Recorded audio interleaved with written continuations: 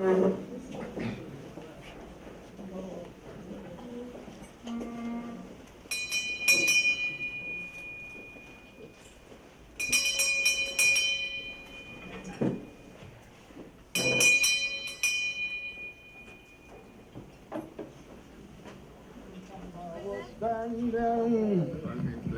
my window on a cold night. This is a story that starts in West Tennessee.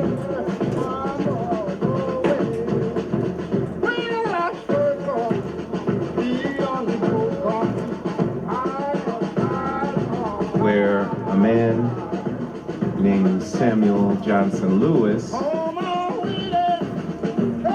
met and married a country girl named Mildred Louise Williamson. After a couple of unfortunate miscarriages, they ended up having the miracle baby, which was me, in 1969.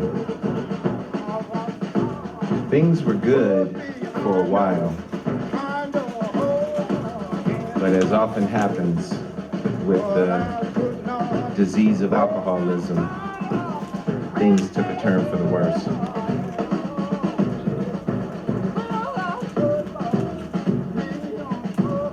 So in 1972, my mom made the difficult decision to leave my father and move us to St. Louis, Missouri.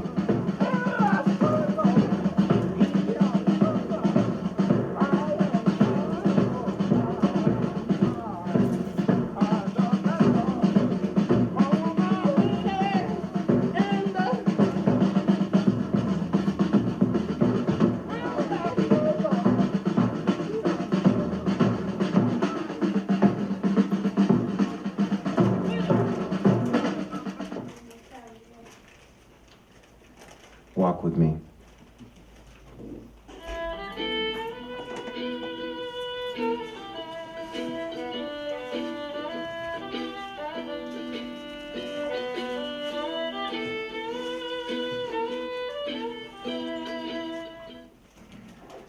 So, when we got to St. Louis, where my mom had a bunch of aunts and uncles and many cousins, we made a home on St. Louis Avenue on the north side.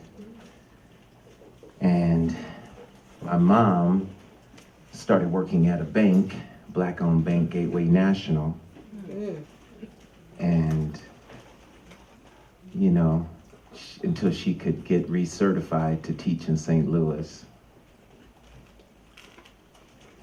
And, you know, I was a very disruptive little 3-year-old. So she had her hands full. But she did it all with grace and class. I think after not having my dad around, one of the first things she wanted to do was get another father figure in my life. And I guess she thought Jesus would be better than anybody else. So she joined All Saints Episcopal Church, which was on the corner of Terry and Kings Highway, right around the corner from our house. And I remember we used to walk to church every Sunday. One Sunday, I asked her a question.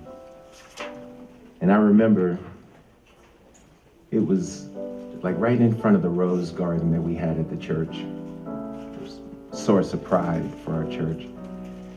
And I asked my mom, how did we become Episcopalians? Because I had a bunch of friends. Some were Baptist, some were AME, some were even Catholic. But I didn't have any other friends outside the church that were Episcopalians. And she said, well, your dad's family are Episcopalians. And when I married him, I converted from the Baptist church to the Episcopal Church. And when we moved to St. Louis, I decided to stay in the Episcopal Church because I liked the order of service. I didn't know what the heck that meant, and I do now, but that really didn't answer my question. It took 40 plus years for me to get the answer to the question. And that came in late 2018 when I met a man named John Marshall. And John Marshall is a descendant of the people that enslaved my father's side of the family for well over 200 years. Back when we were all in Virginia and North Carolina. And then we all moved as a unit, well, for my time, to West Tennessee in about the 1830s. And John, he wrote a couple of books. And in these books, amongst other things, lists my family. And I started reading these books and learning about who my great-grandparents were, my great-great-grandparents, because on my father's side, I had only known who my grandparents were. And it was a revelation. And so I asked John, I said, do you have any idea how my family got into the Episcopal Church? And he smiled. He said, yeah, I do know. And that answer prompted me to go back down to Tennessee.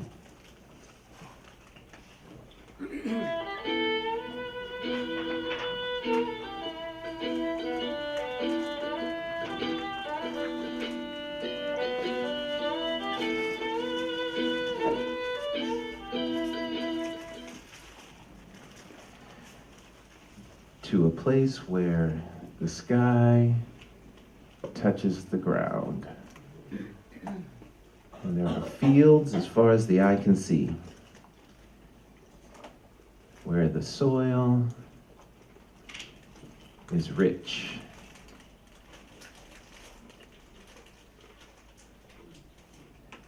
And where it's one of the big cash crops was our friend King Cotton, white gold.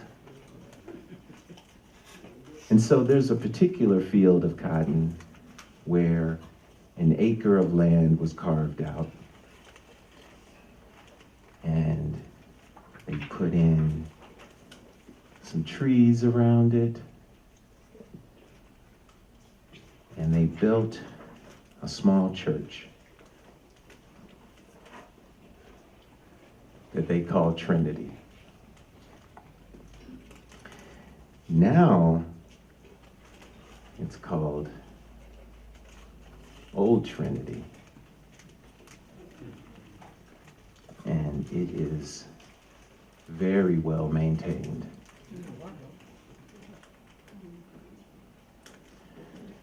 So my family went down there and we worshiped in the church,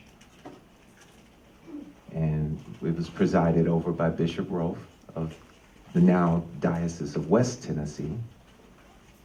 And I'm sorry I put her to the side. We weren't very respectful. She's sneaking into the photo there, but she is amazing. And so we went down there, and being down there was like transporting myself back in time to be that 11-year-old again, wearing my Brooks Brothers straw boater and my seersucker suit on Easter, peering through the sands of time.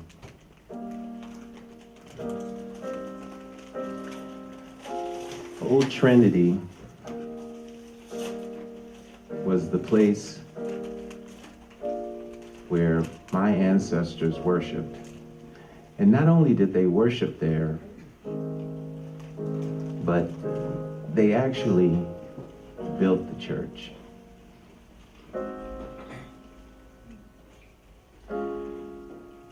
they worshiped at one time of day, and the enslavers worshiped at a different time of day. My guess is my direct ancestors worshiped at the hotter time of day, but that's just a guess. And it was also the place where my great-grandmother was baptized in 1864 in occupied Tennessee during the Civil War.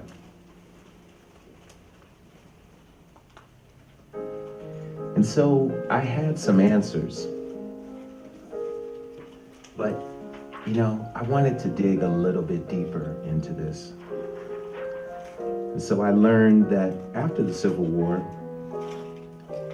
the white folks went and they built a brick church that they were very proud of because times were tough for them in Reconstruction America. And so they mustered up the dollars and got New Trinity and left my ancestors at Old Trinity. Eventually, we outgrew Old Trinity and we ended up having to build St. Paul. And St. Paul was the church that I was born in. One of the early rectors, I think maybe the second or third rector, was Father Demby as a younger man. And some of you may know Father Demby as the first suffragan bishop for colored people in the United States. The Episcopal Church wanted the black population to separate into their own church. How many of you all knew that? But lots of churches, including the church I grew up in, All Saints, said, thank you, but no thank you. But they still gave money to support Father Demby. But they wanted to remain in the larger Episcopal Church.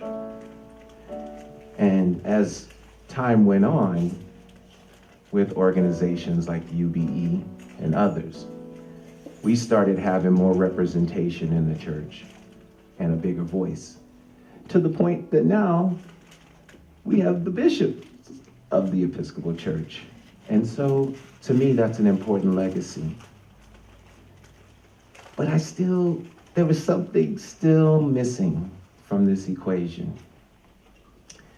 So as I continue to read John's books, two people kind of came into the picture.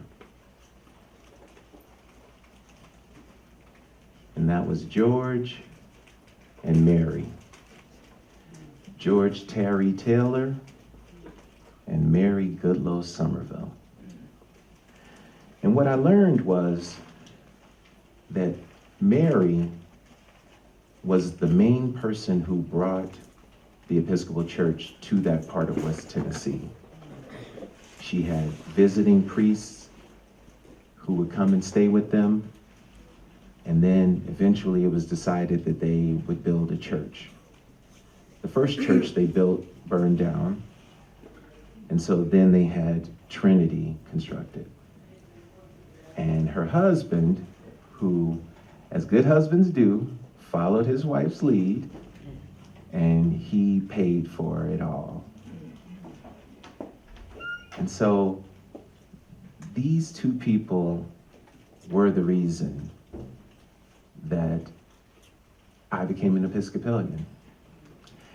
And I learned so definitively during the making of this piece, because I started reading about Bishop Kentard, who was an early bishop in Tennessee. And him and George, they were pretty close. And when George passed away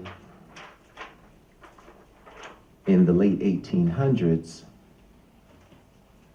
Bishop Kentard wrote about it in his journal. And he thought very highly of George.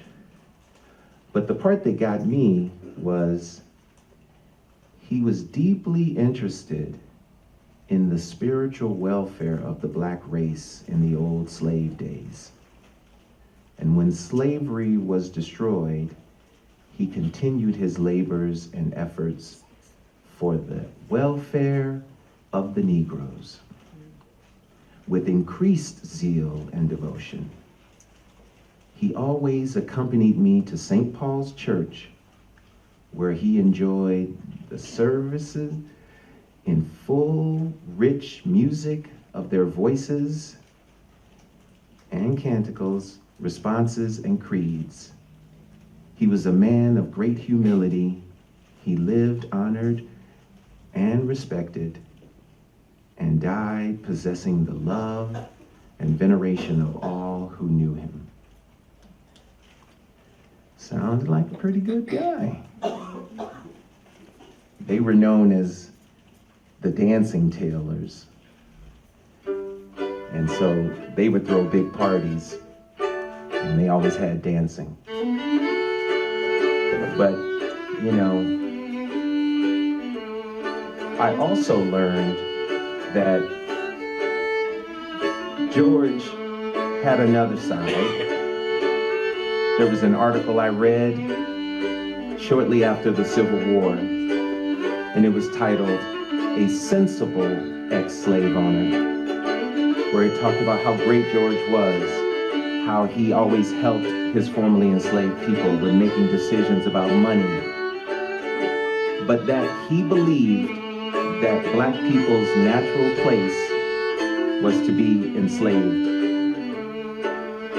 But the problem with that is some of those black people, including my ancestors, were his family.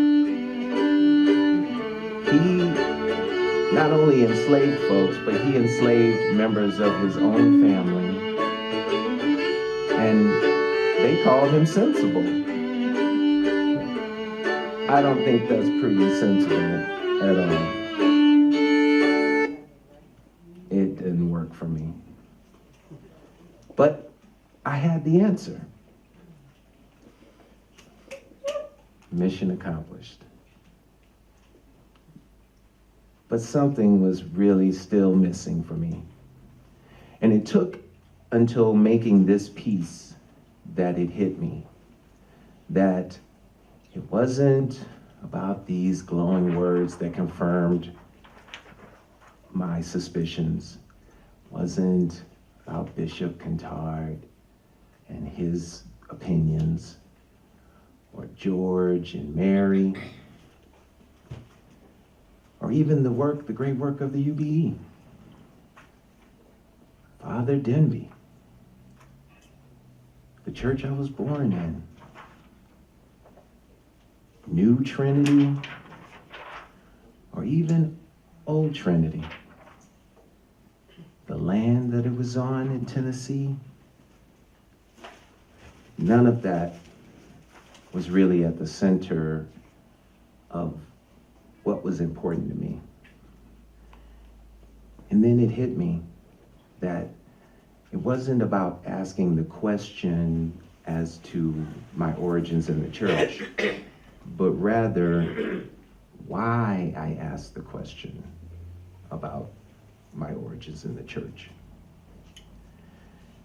And that was because I was extremely cared for, happy, fulfilled,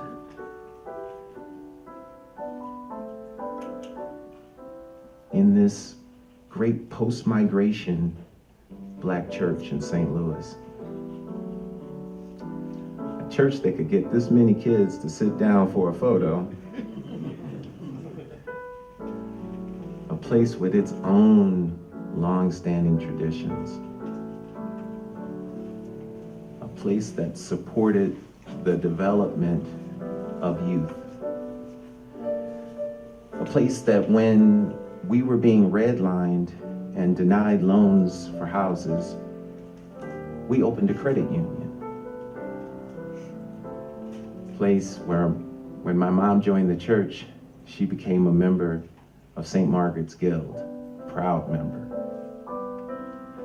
And then since she was away from her parents, she found some surrogate ones, including the Abernathy's, That's Lolita right there, looking sharp in a beret and a trench. And the photo was taken by her husband, who was the first black person I ever saw develop film and be a photographer. And their son, Paul Abernathy, who is now a retired priest in North Carolina, he was like a big brother to me, and I looked up to him. He was so sharp. It was a place that allowed me to get on the microphone and be able to speak in front of a crowd of people. A place where I was in scouting, and my scout leader was a black woman who belonged to the church. That's me winning the God and Country award there with the Episcopal shield on it. Notice my neckerchief, pretty sharp. Had to be sharp. And I always say that, to me, there's a lot of negativity around scouting for good reasons, but I don't think they're talking about black scouting, because to me, black scouting was something completely different than the larger body of scouting, as black Episcopalians are sometimes different than the larger body of the Episcopal Church, where we had like great leaders and role models like Father Emery Washington and his wife.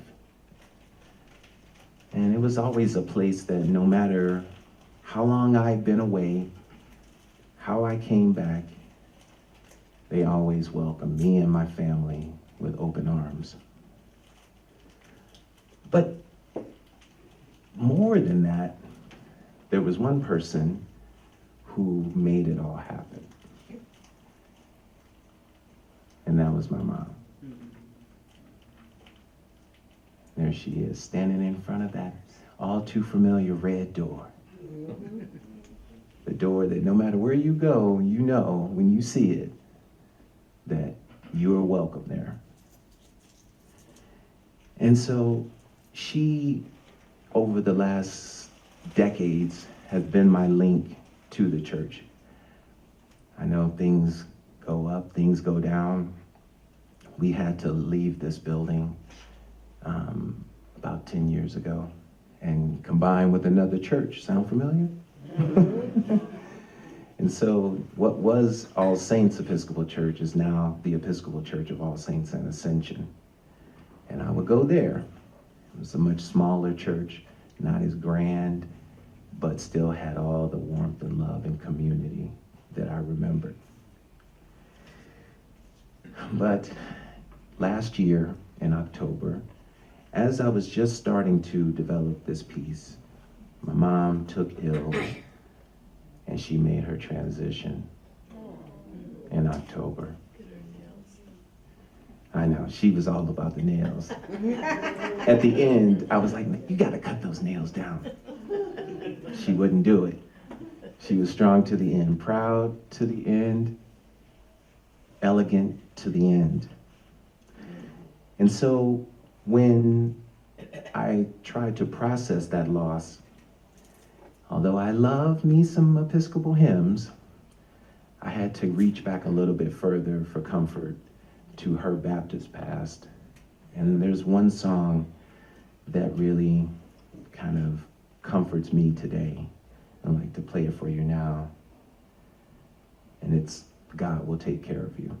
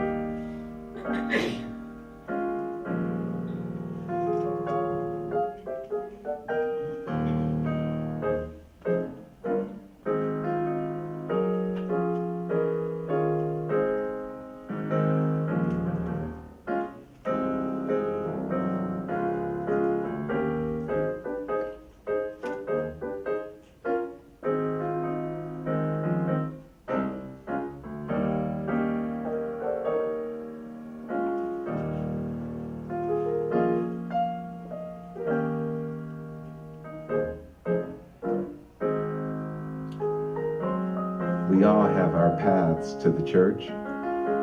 And some of what my story is about might resonate with you, or yours might be wildly different than mine. But one thing that we can agree on is that we're better off for having been a part of it.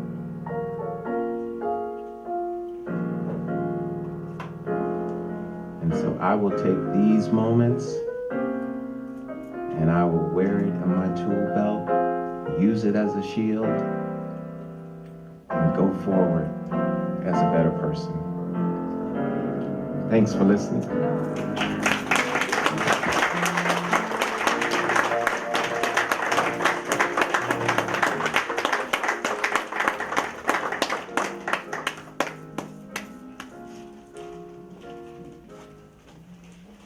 Thank you. Trying to get through that without being emotional is impossible.